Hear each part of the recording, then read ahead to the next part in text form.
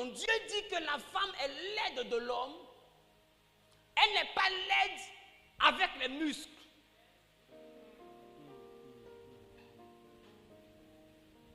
Elle n'est pas l'aide avec les muscles. Elle est l'aide avec l'énergie.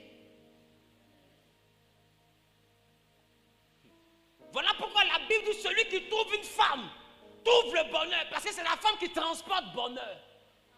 C'est pourquoi il y a des gens, avant de prendre une femme, ils consultent pour voir si elle transporte bonheur. Parce qu'une vraie femme n'est pas celle qui a le truc mou. Va où, hein? Une vraie femme, c'est celle qui transporte le bonheur. Donc, la femme est donc une source de ressources. La femme a en son sein tout ce qui est utile pour faire réussir son homme. C'est pourquoi une femme qui a encore l'étoile intacte, elle peut ne rien avoir, tu n'as rien, mais elle rentre dans ta vie monte. Ça ne chauffe pas. La femme a cette capacité. Sans appeler à gauche ni appeler à droite. Il faut juste que ce qu'elle transporte soit intact. Et il y a aussi des femmes qui sont vides. Et quand je dis vide, ça ne veut pas dire que tu es prostituée, tu es coquelée, tu es sorti de toute la terre. Non. Hein. Tu peux même avoir à commettre l'erreur. Le premier homme où tu commets l'erreur est un initié à quelque chose.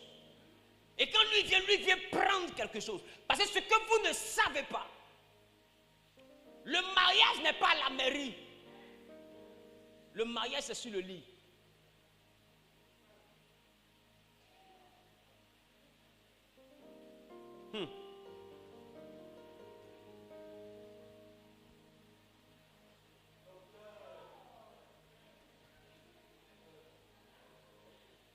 La Bible dit, l'homme quittera son père et sa mère.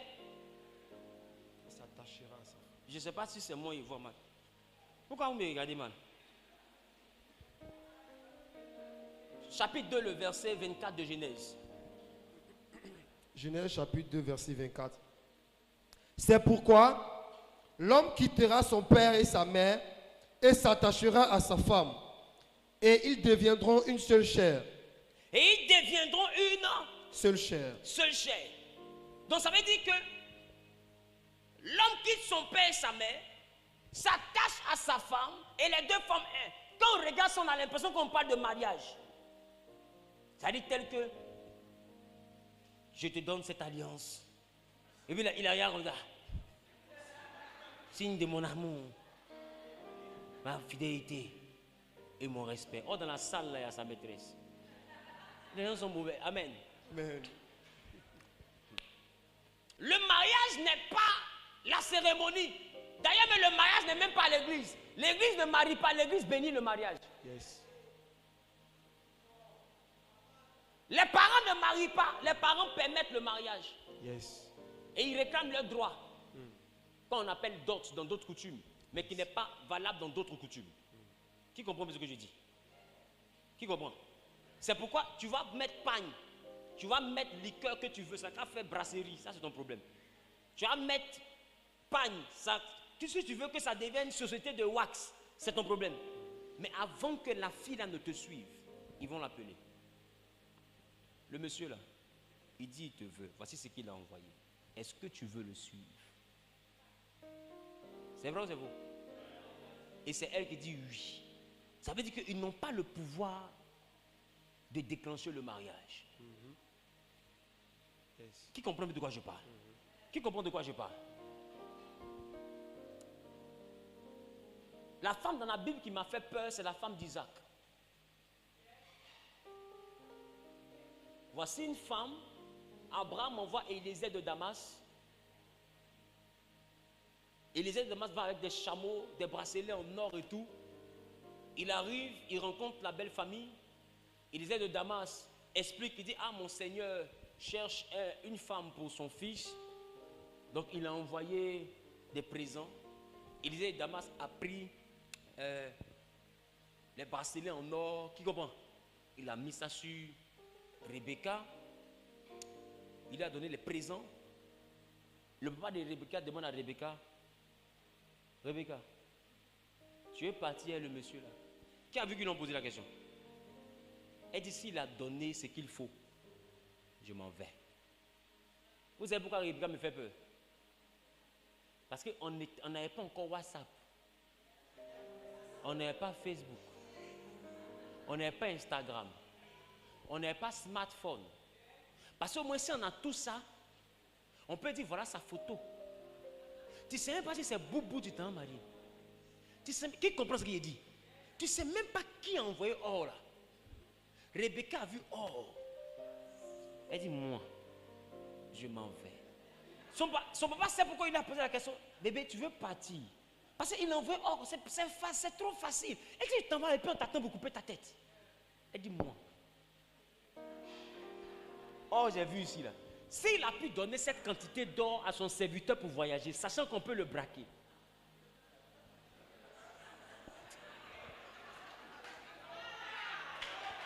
Le vieux, il faut bourrer un peu, le vieux.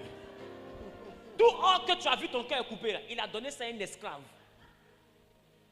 Ça veut dire que l'esclave peut prendre, non? Et puis il sort et puis il prend couloir à gauche, il est parti. Mais le boss lui donne, et puis ça ne le dérange pas. S'il veut qu'il fuit avec, ça ne peut pas appauvrir au fait. Donc si ça a pu voyager, j'imagine ce qui est resté là-bas. Papa, il est mauvais. Même si c'est lion, il est mauvais. Allons et ça. Qui comprend un peu de quoi il parle? Rebecca me fait peur. C'est là. Je sais que c'est la mère spirituelle de toutes les go matérialistes. Rebecca. Rebecca. Parce qu'une femme là, tu lui plais quand elle te voit au moins. Elle là, elle n'a pas vu quelqu'un a vu bracelet. Elle dit il me plaît. Qui comprend ce qu'il dit? C'est grave. Revenons à notre affaire. Donc, la femme transporte ce qui est nécessaire pour l'évolution de son homme. Il dit l'homme quittera son père et sa mère, s'attachera à sa femme et ils formeront une seule chair. Ça veut dire qu'en réalité, l'homme quittera son père et sa mère, va se marier à sa femme, c'est ça? C'est ça? Yes. Et les deux vont former Une seule chair. Maintenant, venez, on va lire 1 Corinthiens chapitre 6, le verset 16. 1 Corinthiens chapitre 6, le verset 16. C'est là que je veux comprendre quelque chose. 1 Corinthiens chapitre 6, Oui. verset 16. Oui. Pour ce qui concerne... 1 Corinthiens chapitre 6, le verset 16. Voici. Loin de là, ne savez-vous pas il dit, est-ce que vous ne savez pas que celui qui s'attache à la prostituée que celui qui s'attache à la prostituée est un seul corps avec elle? est un seul corps avec elle? Est-il dit, car est-il dit, Oui. les deux deviendront une seule chair. Les deux deviendront une seule chair. Or, Genèse avait dit quoi? L'homme quittera, laissez le verset, l'homme quittera son père et sa mère et s'attachera à sa femme. On dit, est-ce que vous ne savez pas que celui qui s'attache à une prostituée, ça veut dire qu'attaché à la prostituée et puis attaché à sa femme. Est-ce qu'une prostituée on l'envoie à la mairie? Ça veut dire que il y a quelque chose que tu fais à ta femme, que tu peux faire à la prostituée, qu'on appelle s'attacher. Qui comprend? Il y a quelque chose que tu fais avec ta femme, que tu peux aussi faire avec la prostituée, que la Bible appelle s'attacher. Parce que dans le cadre d'un homme qui va avec sa femme légale, on appelle s'attachera à sa femme. Dans le cadre d'un homme qui va avec la prostituée, on dit s'attachera à la prostituée. Donc ça veut dire que s'attacher ici veut dire pinchouin. Donc un homme qui pinchouin avec une prostituée fait un seul corps avec elle, car les deux deviendront une seule chair. Ça veut dire qu'en Genèse, quand Dieu est en train de dire l'homme quittera son père et sa mère, s'attachera à sa femme, et les deux ne formeront plus deux, mais formeront une seule chair, Dieu parlait de l'acte intime. Parce que dans le jardin, il n'y avait aucun mère pour les marier. Yes. Dans le jardin, il n'y avait aucun parent pour prendre une dot. Yes. Mais le mariage a existé. Non, le mariage n'est pas d'abord le mère. Le mariage n'est pas d'abord les parents. Le mariage, c'est l'acte d'intimité entre l'homme et la femme. Mais là, je vais t'envoyer à remarquer une chose. La Bible dit, l'homme quitte son père et sa mère et s'attachera à sa femme. L'acte sexuel est comparé à s'attacher. Se lier. Se connecter. Et la Bible dit cette connexion qui est possible avec ta femme est aussi possible avec la prostituée. Donc si l'acte du pinchueli est donc le mariage, ma question, toi qui pries parce que tu es célibataire, avec un peu de recul, est-ce que tu ne peux pas essayer, juste quelques secondes, de calculer combien de mariages tu as déjà fait? Yes.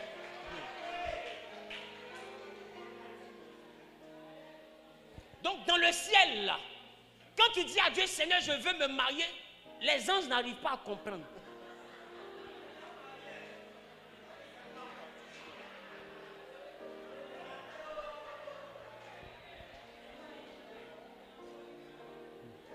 Regarde ta voisine, il faut dire, on ne peut pas comprendre ton affaire là.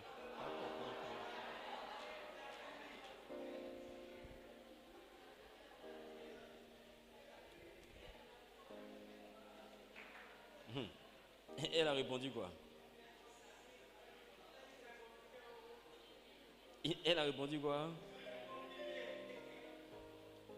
Donc, vous voyez que la Bible parle de l'homme quittera son père et sa mère et s'attachera à sa femme. Amen. Et même les hommes prennent le temps de vous dire souvent les liens sacrés du mariage. Mais je vais vous envoyer à remarquer une chose. Est-ce que vous savez qu'à l'église, quand on est bloqué de toutes parts et qu'on n'arrive pas à avancer, on se met à prier pour briser quoi? Maintenant, toi tu brises toujours les liens des démons qui te persécutent. Mais tu n'as pas encore remarqué qu'il y a des liens qui viennent des rapports sexuels. Parce que le rapport sexuel c'est le mariage. Or le mariage c'est s'attacher. On s'attache avec des cordes. Ces cordes là qu'on appelle liens. Ce qui sert à lier. Donc on ne peut pas s'attacher si quelque chose ne nous lie pas.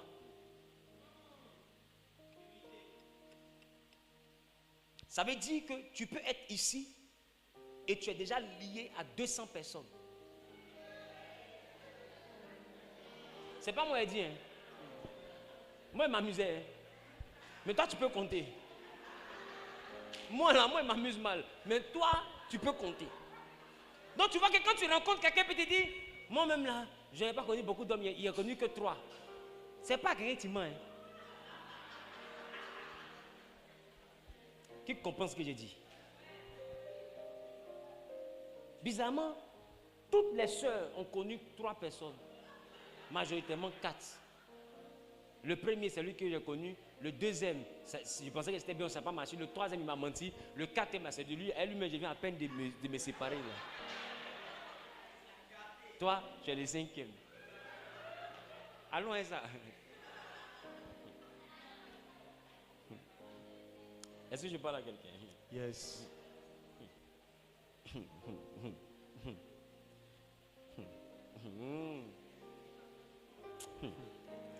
C'est que vous êtes dedans là, ça va finir.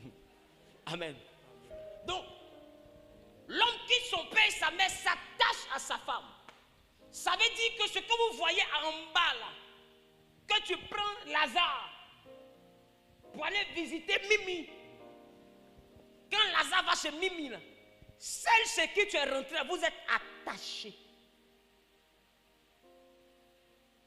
Vous êtes attaché. Vous formez une seule chair. Amen. Amen. Vous formez Une seule chair. Vous ne formez plus 2. La Bible dit, ils ne formeront plus 2. Mais ils forment une seule chair.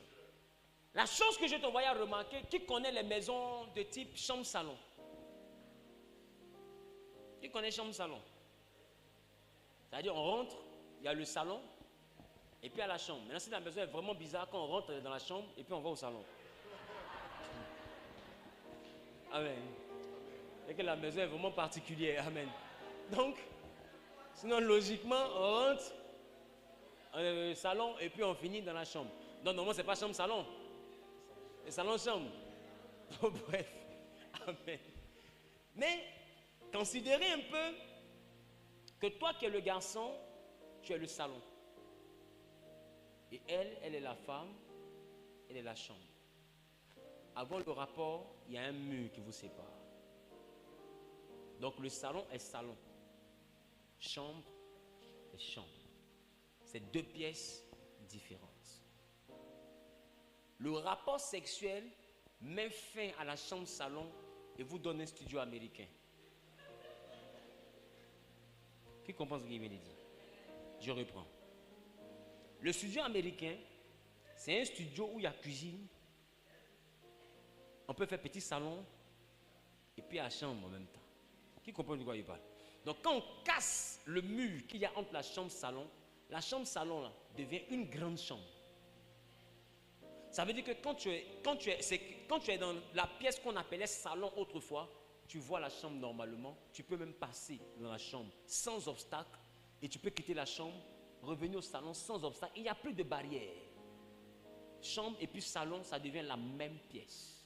C'est ce que la Bible est en train de te dire. La Bible est en train de te dire que quand tu vas avec une personne, vous n'êtes plus deux pièces, vous devenez une seule pièce. Mais il y a un danger dans cette histoire. Quand tu as ta chaîne en or et que vous êtes dans deux chambres différentes, chacun peut fermer la porte de sa chambre et puis partir avec sa clé.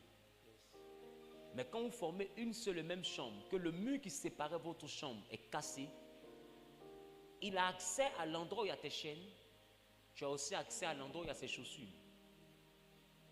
Vous partagez le même espace. Il n'y a plus d'intimité. C'est là que le danger commence. Parce que d'autres vont se dire,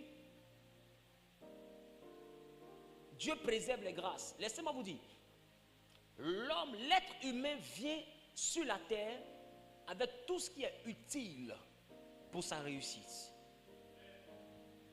Nous transportons notre futur. Est-ce que je parle à quelqu'un? Nous transportons notre futur. Quand tu marches avec la destinée. C'est pourquoi ton attitude détermine ton altitude. Ta destinée ne vient pas d'en haut, non. Ta destinée est dans un livre que toi tu manifestes. Donc pendant que tu marches dans ce qui est écrit. Dans ce qui est écrit aussi est en toi. C'est un peu comme Jésus disait, il est dans le Père est en lui. Qui comprend de quoi je parle? Il dit, je suis dans le Père et le Père est en moi. Donc tu es dans ta destinée et ta destinée est en toi. La royauté que Dieu te promet n'est pas dans le ciel, elle est en toi. Voilà pourquoi Éphésiens dit que Dieu peut faire par la puissance qui agit en toi. Cette puissance qui agit en toi là, c'est elle-là qui est l'énergie de la destinée. Qui comprend de quoi je parle? Il dit, il peut faire par cette puissance-là au-delà. C'est que quand tu viens, il y a quelque chose qui bouge en toi. Est-ce que je parle à quelqu'un? Le milliardaire qu'on prophétise là, tu l'es déjà. C'est pourquoi celui qui a les yeux pour voir peut te dire, tu n'es pas un petit personnage. Qui comprend de quoi je parle? Et c'est pourquoi même dans ta galère, les sorciers te poursuivent pour t'attaquer. Ils ne t'attaquent pas parce que tu es beau. Ils t'attaquent parce qu'ils arrivent à voir quelque chose que toi tu ne vois pas. Votre problème, c'est que vous ne savez pas que même le monde obscur a accès à certaines informations. Jésus qui est le Fils de Dieu vient au monde et ça ne vous choque pas que Siméon, le prophète, est dans la même localité. Siméon n'a pas vu l'étoile. Or, Dieu a dit à Siméon, tu ne mourras pas tant que tu ne vois pas le Messie. Mais le Messie vient au monde, les prophètes n'ont pas vu. Et c'est des mages, des magiciens, ceux qui ont vu l'étoile. Vous ne comprenez donc pas qu'ils ont accès à certaines informations. Donc quand tu as des attaques, ne pense pas que tu as des attaques à cause de ta prophétie. Tu as des attaques à cause de ton identité. Tu transportes quelque chose. Donc quand Hérode a tremblé, il n'a pas tremblé à cause de la grandeur de l'enfant. L'enfant était à côté des moutons. Est-ce qu'il avait une armée? Est-ce que Jésus avait une armée? Il est né à côté des moutons. Même dans l'hôtel, on dit qu'il n'y avait pas de place pour eux. Ça veut dire que la condition financière était pénible. Mais un enfant qui est né à côté des moutons, comment il pouvait trembler un roi et tout Jérusalem? Parce que l'étoile a été une étoile royale. Et quand l'enfant est venu au monde, l'étoile en même temps est apparue dans le ciel. Tout le monde pouvait savoir qu'il y avait un roi qui venait de naître. Ton problème, c'est que tu regardes ta galère, mais tu ne regardes pas ton étoile. C'est dans ton étoile qu'on voit la gloire qui est en toi. Toi, tu regardes ta situation. Ceux qui vont consulter les mages pour savoir qui tu es, si tu es mariable ou pas, ce n'est pas ton visage ou ton make-up qui cherche à comprendre. Ils cherchent à comprendre avec quelle étoile tu es venu au monde. Chacun vient au monde avec quelque chose. On ne vient pas au monde qu'avec nos cheveux. On vient au monde avec notre étoile. Et j'ai envie de te dire, s'il y a une chose que l'ennemi comprend, qui permet à l'ennemi de toucher notre trésor, c'est la sexualité.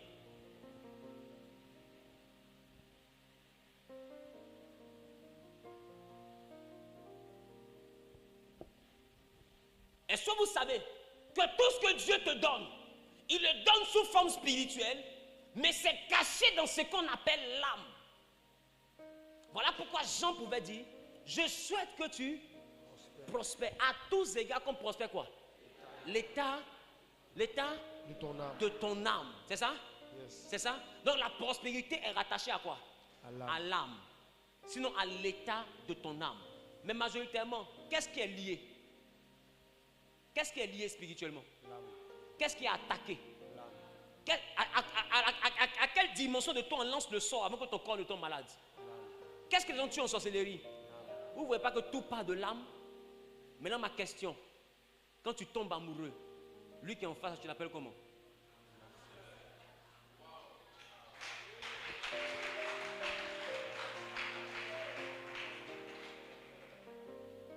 Ça veut dire que tu reconnais qu'il est une autre partie de ton âme.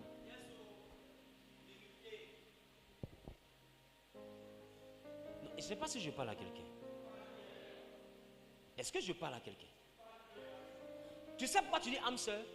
Parce que le rapport sexuel unit automatiquement deux âmes. Quand on dit les deux s'attacheront et formeront une seule chair, je veux te faire comprendre que Lévitique 17, 11, chapitre 17, verset 11 dit la vie de la chair. Donc on dit une seule chair. On dit la vie de la chair est dans l'âme. Donc si vous formez une seule chair, c'est que vous formez une seule âme. Et si vous formez une seule âme, c'est que vous avez une seule et même prospérité. Ça veut dire que ce qui est à lui est à toi. C'est une communauté de biens. Mystiquement, la séparation des biens n'existe pas. Maintenant, ma question, tu fais communauté de biens avec combien de personnes? Il y a des prophéties qu'on t'a dit, tu allais avant en 2020. Tu dis à Dieu, je n'ai pas eu. Dieu te dit, il t'a béni. Tout le monde te dit, mais tu es une femme bénie. Mais tu ne vois pas la bénédiction. On dit, tu es un homme béni. Tu ne vois pas la bénédiction. Pourquoi? Parce que les bénédictions viennent sous forme d'opportunité. Avant que ça ne rentre dans ta vie, ça s'évapore. J'ai envie de te dire, quand on met l'eau dans un tuyau pour aller dans ta douche, et que l'eau passe par le compteur, mais n'arrive pas dans ton robinet, c'est qu'il y a une connexion au milieu. Il y a une connexion au milieu. Or, celui avec qui tu pars devient une même âme. Non, il devient un même tuyau avec le tuyau qui doit t'envoyer l'eau dans la douche. Donc, il peut y avoir déviation d'eau. Donc, du coup, toi, tu ouvres ton robinet. Au lieu d'avoir l'eau pour te rincer, c'est une goutte, tac, et puis on dit l'eau est coupée. L'eau n'est pas coupée. L'eau est déviée. Donc il y a beaucoup parmi vous, vous travaillez, vous ne prospérez pas. Pourquoi? Parce que quelqu'un simplement, à partir d'un seul rapport sexuel, s'est connecté à l'âme. Ils n'ont pas besoin de beaucoup de pentoli. Un seul suffit. Donc quand des gens se mettent à genoux pour faire un coup, tu peux se mettre, tu donnes à Benja. Pour qu'un ordinateur soit infecté d'un cheval de Troie, une seule connexion avec la clé USB suffit. Il n'y a pas besoin de faire beaucoup de choses. Une seule connexion, c'est fait.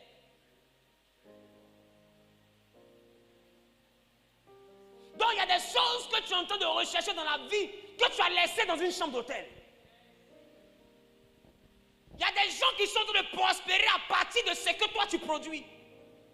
Ce n'est pas nouveau. Dans la Bible, un homme s'appelait Potiphar. Il a prospéré à partir de ce que Joseph produisait. Un autre s'appelait Laban. Il dit à Jacob, j'ai appris par divination, mes fétiches m'ont révélé que c'est à cause de toi que je prospère. Le beau-père de Jacob a dit ça à son beau-fils. Il dit, reste encore un peu, parce que mes fétiches m'ont révélé que c'est à cause de toi que je prospère. Il y a des gens mystiques qui savent que c'est à cause de telle fille je prospère. Il y a des femmes mystiques qui savent que c'est à cause de tel jeune je prospère. Tu penses qu'elle est avec toi pour rien? Elle paye